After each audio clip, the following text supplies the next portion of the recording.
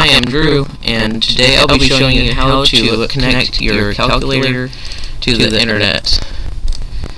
Now, before we begin, just remember to bear with me. This is the first time I've ever made a tutorial like this, and also the first time I've ever used OBS, and so this might be a little messed up in some places, but I'll try my best. I got quite a bit of attention for my last video, which is pretty nice, where I sort of introduced this ability to connect the calculator to the internet. And I got this comment from someone who said that they wanted a tutorial and also to get this calculator to run Doom. And I've decided to try that tutorial first. Not exactly sure if I can get it to run Doom. I mean, I've seen other people do that with this sort of calculator, but that'll be something for another time. But I can make a tutorial for sure. And so, also, if there are any experts out there in the crowd, also bear with me. There are a lot of little commands and a lot of code snippets that I have here that you'll probably look at and not like, because my code is a little bit sloppy, but I like following the philosophy of if it works, don't touch it, and just make sure to bear with me. It works, so yeah.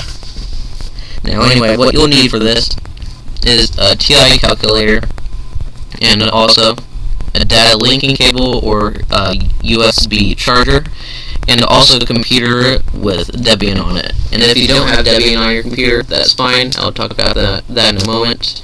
But you'll also need a USB stick that can hold a Debian installer on it. By the way, this TI-84 Plus CE calculator, you'll probably want that since that's the one I've sort of confirmed. But I'm pretty sure that you could also use any version of TI-83 or TI-84 calculator, along with possibly some others, but I haven't verified anything but the TI-84 Plus CE calculator. And yeah, so next part, installing Debian Linux. Now this might sound scary, but don't worry, this is perfectly fine. It's actually become a lot easier to both use Linux and also to install it in recent years. And you can also dual boot, which means having both Windows or Mac OS or whatever other operating system and Linux installed on your computer at the same time. And Debian is especially good for this because it is a really small installation. A really small distribution. It can fit within 10 to 15 gigabytes, and that's like the graphical version. A non-graphical version could, I'm pretty sure, fit within like under a gigabyte. And so you can use a tutorial to do this. You can try searching up how to install Debian with GUI or something similar. Basically, you want the version of Debian that has a GUI, graphical user interface, or basically the ability to have a mouse and click on buttons and whatnot, and have a desktop like this, where you have all these icons and whatnot you can drag around and whatnot, and buttons you can click, instead of just the terminal like this. And once you have that installed, you will probably want to get to know Debian a bit better. So again, using a tutorial, you might want to learn about packages, which are basically like programs that you can install, sort of extensions to Linux. Kind of like, on Windows or Mac OS, you might have to, if you want a program, search online for it, and then download the installer and run the installer and do all that mess.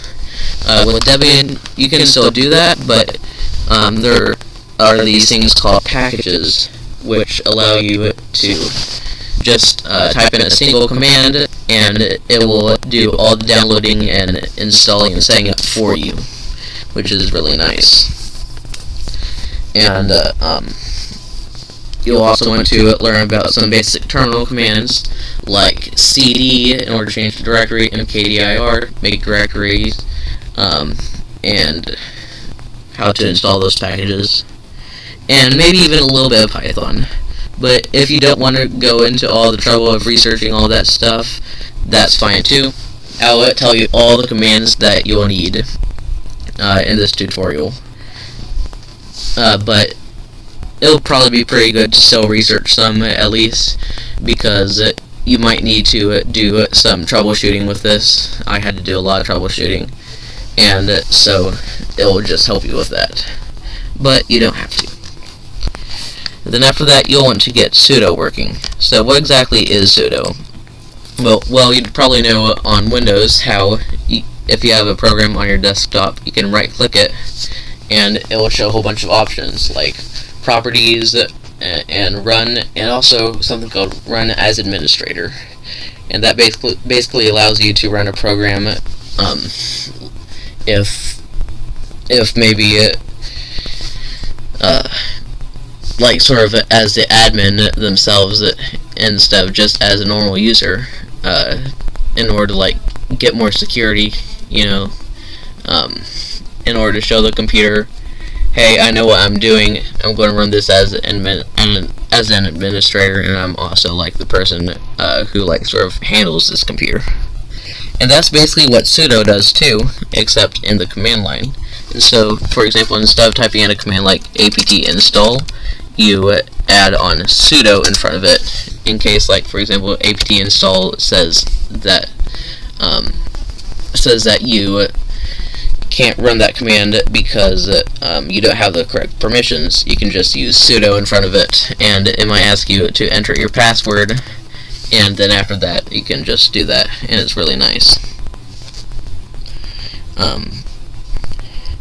So anyway, you might already have sudo natively installed into your Debian distribution or whatever, like whatever Linux distro you have, and that's fine. But I remember when I installed this a few months ago for the first time, I had to configure sudo a little bit beforehand. So you can use an online tutorial again, search how to set up sudo in Debian, and yeah, it may already work, may not, I don't know.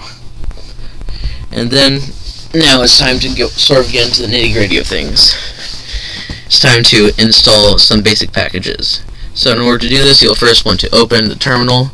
In order to do this, you just sort of bonk your mouse against the top left corner, hit these 9 dots near the top bottom right corner, and then click on terminal. Mine's already open though, and so yeah, it won't open up because it's already open. And then after that, you'll want to type in sudo apt update, and what this does is it updates the package installer, the thing used to like install those extra packages and whatnot. And this makes sure it's up to date. I like running this very often, like at least once a day, because if you don't have it up to date, then there might be issues when it tries installing a package and it might not install correctly, and you don't want that. So you type in sudo apt update, and as you can see here, it's asking for my password. When you type it in, you'll see that won't actually pop up, but that's fine. That's just sort of like hide it. Then you hit enter, and look at that, it's getting all the updates. There we go, and yep, I'll do that. And now it's time to actually install the packages. So when you're installing packages, you'll want to use this syntax: sudo apt install package _name. And this is how you'll install most packages, especially before this tutorial. But some of them might have a different way, a slightly different way of doing it. And for all of them, those in this tutorial, I'll tell you exactly what you'll need to do for those. So the first package you'll want to install is something called Nano. Now, Nano is basically a command line-based text editor, and so it's really good, especially for later on when we'll need to make our Python program. And so you just use the command sudo apt install nano. Now, it might already be on your computer. Very often it's natively installed. However, this is just to make sure. Now, before I run this command, you'll probably notice something different on your computer versus mine when we run this command. Because I already have nano installed, and so it'll just say that I already have installed and it doesn't need to update.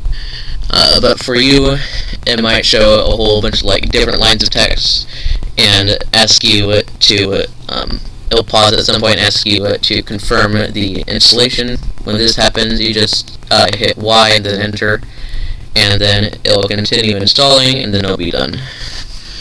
So let's hit enter. Yep, Nano is already newest version. Yep. Now the next one is Python 3, and this one's also often already installed. So you type in sudo apt install python 3, and again it'll say it's already installed on mine, and it might already be installed on yours as well, since it's often sort of part of the default stuff. And then pip3. For those who aren't really super familiar with Python, pip3 is kind of like apt. Python, you see, has a whole bunch of models, which are sort of add-ons to basic Python, and it allows it to do a whole bunch of different stuff. And so you just type in a command using pip3 in order to install those modules. And so we get pip3, and this one is the first one that's sort of a different command. You don't type in sudo apt install pip3, you don't do that. Instead, it's sort of a part of Python 3 already, and so you type in python 3 pip y in order to install it.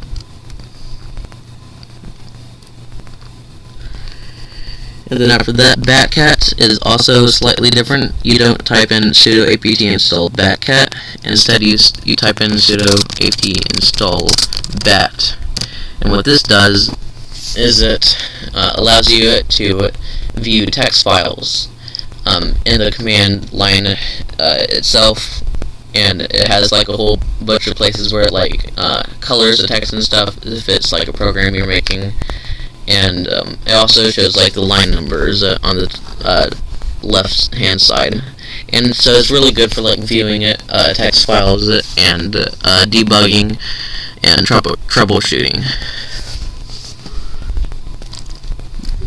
So in order to do that, I've already done that. So apt install bat, and the next one is curl or curl or something like that. I don't know exactly how to pronounce it.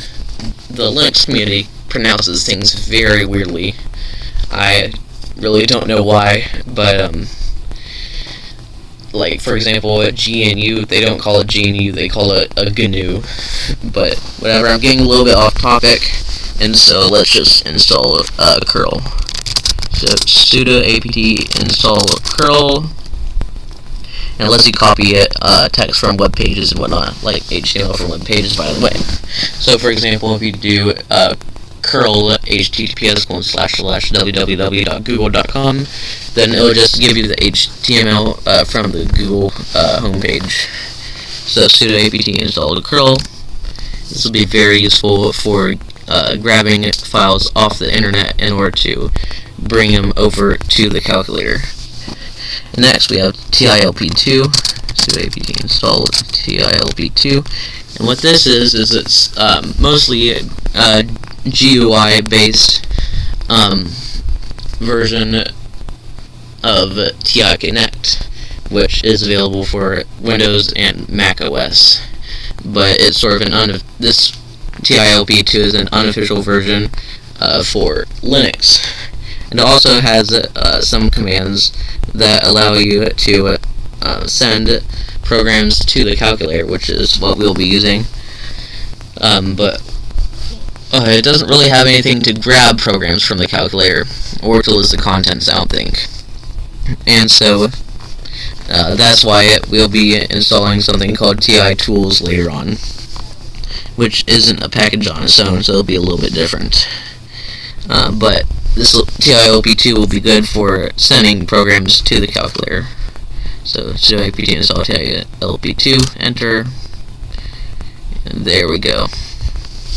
Next, git sudo apt install git, and this is good for copying files off the internet from special servers called I think like repositories or git servers.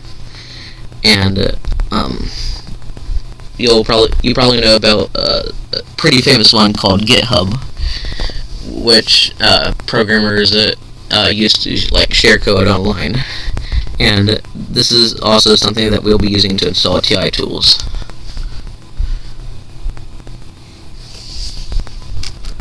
And then also we will need libTICalcs2, which is used alongside TI tools. I'm not exactly sure what it does, but I'm pretty sure it just provides like some basic functions and stuff that TI tools relies on. And this one's also a different installation command. It's kind of a long one. It's sudo apt install libTICalcs2 -13 libTICalcs -dev.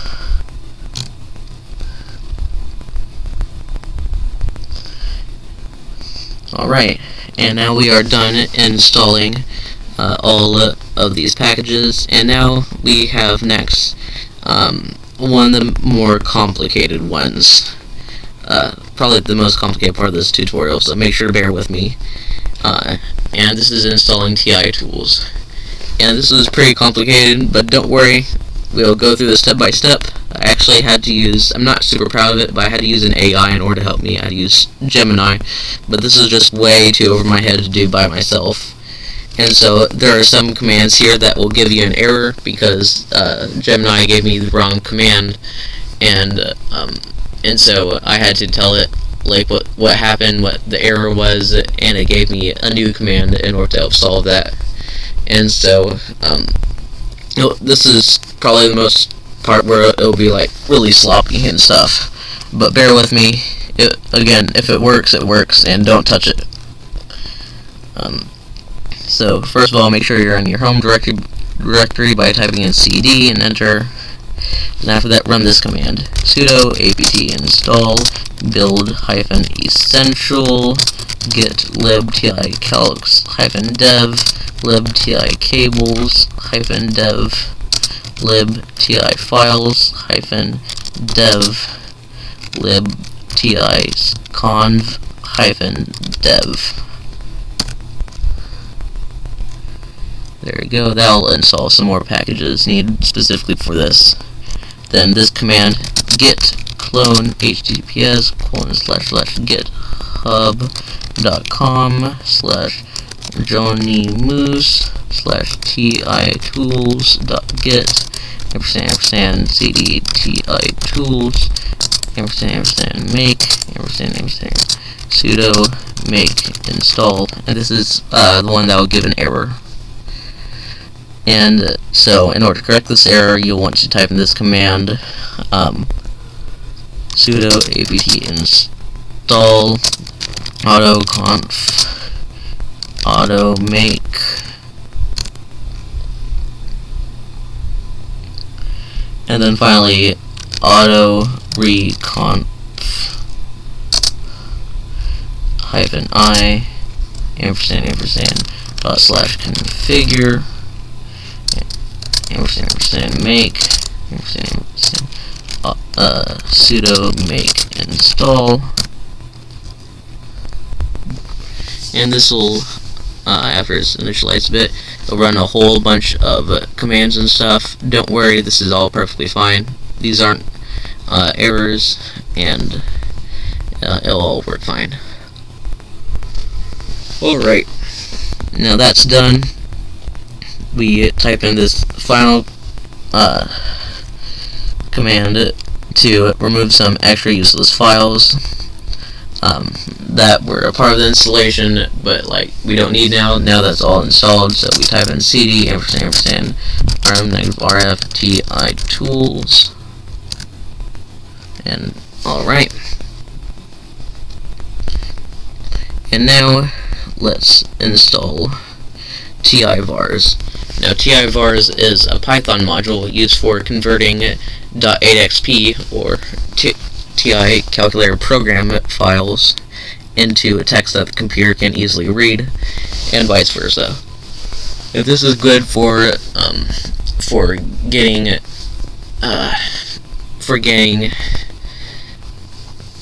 websites from the internet and copying them over to the calculator. And so in order to do this, we'll use pip3 install -- break system packages TI-vars. And I know, for any experts out there, I know that this is not probably the best command to use, but it can cause some issues with some Python modules and stuff. But I found that works pretty fine with TI-vars, so that's what I'm using. I originally told myself that I would learn how to do all that complicated stuff with making a virtual environment and running it all there, but I still haven't really figured that out, and so I've just sort of stuck with this simpler command. If you decide that you want to figure out how to do it rather than using the break system packages flag, then be my guest. Just this is what I'm doing.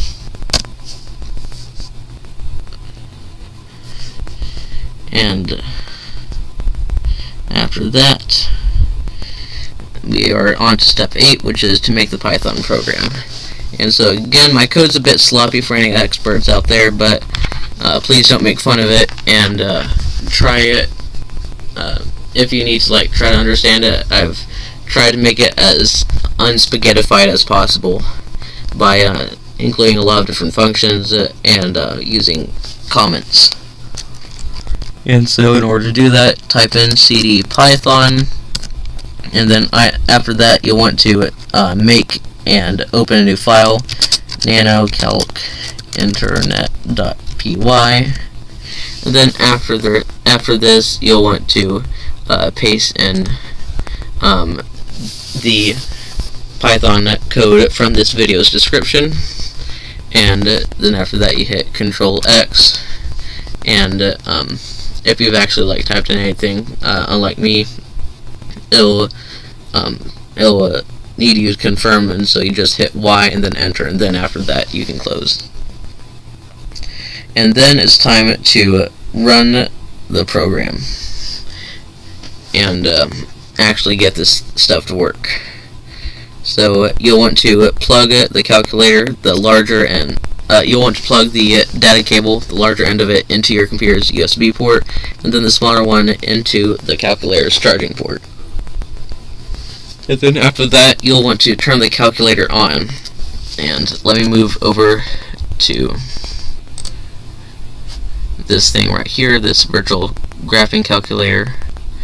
And so you'll want to make a new program called request. So you hit program. This is where I was practicing this earlier. Let me just clear that way real quick. You didn't see anything. Anyway, you'll want to hit program, and then scroll over to new, hit enter, then type the name of it, REQUEST,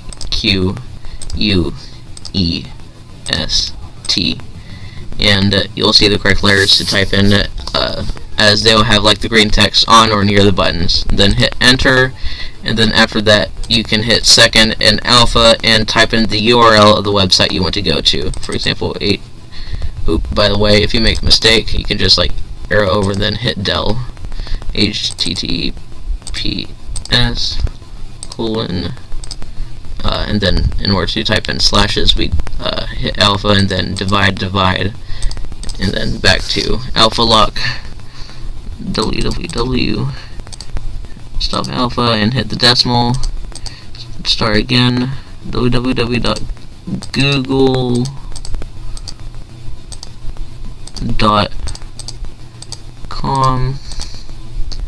Then after that, to exit the program editor, you hit second and then mode. And then after that, you plug the calculator into your computer's USB port using the charging cord. And then after that, it's time to run the program. By the way, it'll also look a bit different on my computer. You don't need to type in these commands. This is just sort of the setup I have. And once you've plugged it in, you type in this command in order to run the program you made. Python 3 calc internet.py, and you'll see it doing all that stuff, and it forwards the web page over. Once you see web page sent, you can unplug the calculator, and at this point your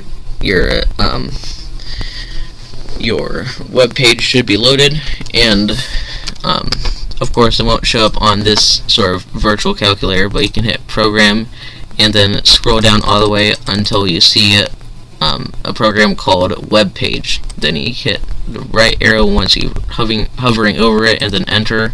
It'll show the contents of it. And then congratulations, you've just connected to the internet using your calculator. If everything's worked correctly, of course. Now, let's say you want to see another web page. What you'll do then is make sure you keep the program running, and then edit the request program, and you hit clear, and then type in a new web page URL. And one of my favorites to use is info.cern.ch because of how old it is. It's literally the first web page to go online, and so it's super old and super simple, and so the calculator is better able to understand it. So you type that in, second quit, and then after that, oh dang, sorry, this thing's a 2015 ThinkPad. It runs out of battery so quickly. Let me just plug it in real quick, then we can get back to our little tutorial over here. There we go. Sorry about that. Anyway, your program should still be running over here at the Python program. You just plug it in again, and it'll forward it again, and then you can just go back and edit the program called web page, and there you go. Now, chances are this probably didn't work first time, and if it didn't, then that's fine. Here are some troubleshooting tips. So let's say that the Python program crashes due to an error. When you see this error, you'll want to hit LS, and once the program stopped running, and if you see something, if you see py cache, it'll look like, oh, dang it, __ py cache _ in your directory, then that means that you'll want to move this program into sort of its own little directory by itself. I don't know why, but sometimes it seems like TIVARS just likes doing that with programs for some reason, and you just have to sort of move it to its own little directory. That might actually be from the command from before, the pip3 break system packages one. By doing this, I don't know, it just works better. And if the program does not fit in the calculator, then that's probably because many web pages nowadays are super large, and this has to fit within this web page has to fit within a space of about 60 kilobytes on the calculator, or around 30 kilobytes on the computer, because of how the calculator and the computer process kilobytes or bytes and whatnot and characters differently. And so you might want to delete some files on your calculator. Let me show you how to do that real quick. You go to second and then plus, and then you hit 2, and for programs that tends to take up the most memory for me, you hit 7, and then you can hover over the program you want to, and scroll in between them and hit del, and it will ask if you're sure or not. Scroll down to yes, and then hit enter. However, there's another way. If you see this thing up here, it shows the amount of archive free. And so, if you have a lot of space like I do here, you can actually second mode and hit plus, and then find this thing called archive, hit 5, and then you can go to program menu, and then hit enter, and you can archive it by hitting enter again. And you can also check to see if you have at least 60 kilobytes of space left by hitting second and then plus and then 2, and it will show the RAM free and the archive free.